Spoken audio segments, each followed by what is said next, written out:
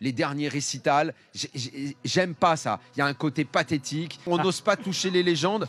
Ok, la légende, à un moment, elle est dans le livre. Tu fermes le livre, tu le mets sur la table basse du salon, tu continues de l'adorer parce que ce qu'il a fait, c'est extraordinaire toute sa vie. Mais aujourd'hui, il empêche le Portugal d'avancer et il aura gâché cette compétition. Portugal, parce que moi, c'est une équipe que je regarde de près, que j'aime beaucoup parce qu'elle est composée, je ne fais que le répéter, que de joueurs extraordinaires et qui, depuis 2016 et cette victoire, cet aboutissement, je n'ai de cesse de répéter que ça n'est pas possible qu'avec de tels joueurs, on ne fasse pas mieux. Et de la même façon... Mais ils l'ont fait, hein, notamment à la Ligue des Nations, etc. Ça jouait. Oui, mais parlons des vraies compétitions.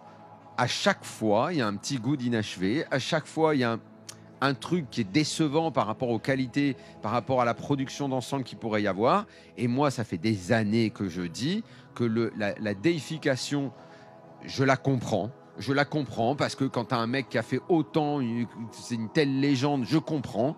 Néanmoins, qu'on ne tourne pas la page. Et je ne dis pas que ça devait être fait l'année dernière, il y a 2 ans. Machin. Ronaldo, ça fait des années pour moi qu'il bloque l'éclosion de certains joueurs, l'épanouissement de certains joueurs, qu'on est là à le mettre sur le terrain et qu'il n'apporte rien à cette équipe. Et ce soir, on l'a vu, c'était pire que tout. Le Portugal a joué à 10 et à côté de lui, les joueurs il les empêche même d'être bons.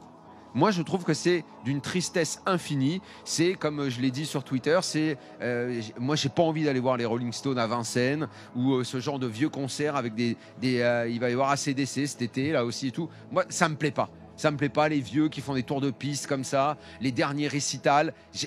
J'aime pas ça. Il y a un côté pathétique, il y a un côté on est tous à genoux devant vous, c'est la déification absolue, mais au fond, la production est pas la même. Et on est là dans des souvenirs, dans une vieille nostalgie. Il va y avoir Jeanne Masse à Rennes cet été là. De quoi? Il va y avoir Jeanne Masse à Rennes cet été. En rouge et noir. On alimente de la vieille nostalgie, des vieux souvenirs. On n'ose pas toucher les légendes. Ok, la légende, à un moment, elle est dans le livre. Tu fermes le livre, tu le mets sur la table basse du salon, tu continues de l'adorer parce que ce qu'il a fait, c'est extraordinaire toute sa vie. Mais aujourd'hui, il empêche le Portugal d'avancer et il aura gâché cette compétition. Cette compétition, il l'a gâché. Il a gâché la compétition du Portugal. Merci Nico, parce que le Portugal, c'est meilleur que la France. Merci Nico. Ok, mais les gars, le responsable, c'est le mec qui le met sur le terrain, les gars. Surtout 120 minutes, je suis désolé, mais bon. Je sais pas qui déteste le plus un sélectionneur entre Villas, Julien Laurence ou Johan Crochet. Mais moi les gars, c'est que moi en un an il m'a buté. C'est-à-dire moi j'ai lu la bio, j'aurais pas dû parce que déjà j'étais conditionné. J'ai vu la Belgique, j'ai vu sa première conf de presse, il m'a déjà gonflé. Première conf de présentation et là il est en train de parler là. C'est quoi, je vais couper. Le match entre la France et le Portugal en quart de finale de l'Euro 2024 a été un affrontement intense et stratégique qui s'est soldé par une victoire de la France au tir au but après un score de 0-0 au terme du temps réglementaire et des prolongations. Ce résultat envoie l'équipe de Didier Deschamps en demi-finale, où elle affrontera l'Espagne le 9 juillet 2024. Ce match, disputé à l'Imtech Arena de Hambourg devant près de 47 789 spectateurs, représentait un moment crucial pour les deux équipes.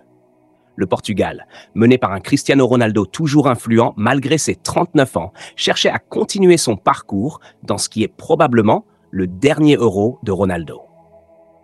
De l'autre côté, la France, sous la direction de Didier Deschamps, visait une place en demi-finale pour affirmer sa domination sur la scène européenne après une performance mitigée à l'Euro 2020.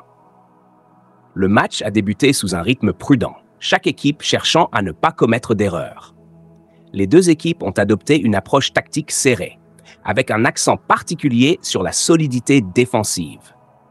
Les occasions de but étaient rares et principalement issues de tentatives à distance ou de coups de pied arrêtés. La deuxième mi-temps a vu une intensité accrue, avec les deux équipes créant plus d'opportunités. Mike Maignan, le gardien français, a été déterminant en effectuant plusieurs arrêts cruciaux, notamment sur des tirs de Bruno Fernandes et Vitinha. Le Portugal a également eu ses moments de brillance, mais la défense française, menée par Dayot Upamecano, a tenu bon. Randal Kolo Muani a eu une occasion nette pour la France, mais son tir a été bloqué par Ruben Dias. Eduardo Camavinga a également raté une occasion de près en voyant son tir au-delà du poteau. Les prolongations ont été marquées par une certaine prudence de part et d'autre, chaque équipe évitant de prendre des risques inutiles. Cristiano Ronaldo a eu une demi-occasion, mais son tir a été dévié. Les deux équipes semblaient se diriger vers une fin inéluctable au tir au but, aucune ne parvenant à trouver la faille dans les 30 minutes supplémentaires. La séance de tir au but a été le moment décisif du match. João Félix, l'attaquant portugais, a manqué son tir en touchant le poteau, offrant ainsi une opportunité à la France. Théo Hernandez a saisi cette chance en marquant le pénalty décisif, envoyant la France en demi-finale. Cristiano Ronaldo a réussi son tir au but, mais cela n'a pas suffi à éviter la défaite pour le Portugal. Mike Maignan, le gardien français, a été héroïque, réalisant plusieurs arrêts décisifs qui ont maintenu son équipe dans le match. Théo Hernandez, en plus de marquer le penalty décisif, a été solide tout au long du match, contribuant à la stabilité défensive de la France. Eduardo Camavinga, bien qu'il ait manqué une occasion importante, a été actif au milieu de terrain, offrant à la fois une couverture défensive et des options offensives. Du côté portugais, Cristiano Ronaldo a montré qu'il reste une menace constante, bien qu'il n'ait pas eu beaucoup d'occasions nettes. Pep, à 41 ans, a démontré une incroyable résilience en défense, bloquant plusieurs tentatives françaises. Bruno Fernandes a été l'un des principaux créateurs d'occasions pour le Portugal, mais il a été frustré par les arrêts de Maignan. La stratégie de la France s'est centrée sur une défense solide et une transition rapide en attaque. Didier Deschamps a opté pour une formation équilibrée, avec un milieu de terrain robuste capable de récupérer le ballon et de lancer des contre-attaques.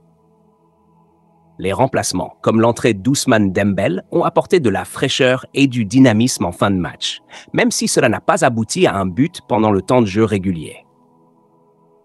Le Portugal, dirigé par Fernando Santos, a misé sur une défense compacte et des contre-attaques rapides. L'équipe a cherché à exploiter les espaces laissés par la défense française, mais elle a souvent été arrêtée par des interventions décisives de Maignan et de la défense française. Le Portugal a également tenté de capitaliser sur les coups de pied arrêtés, mais sans succès. Cette victoire permet à la France de retrouver les demi-finales d'un grand tournoi international, renforçant ainsi sa position parmi les meilleures équipes d'Europe.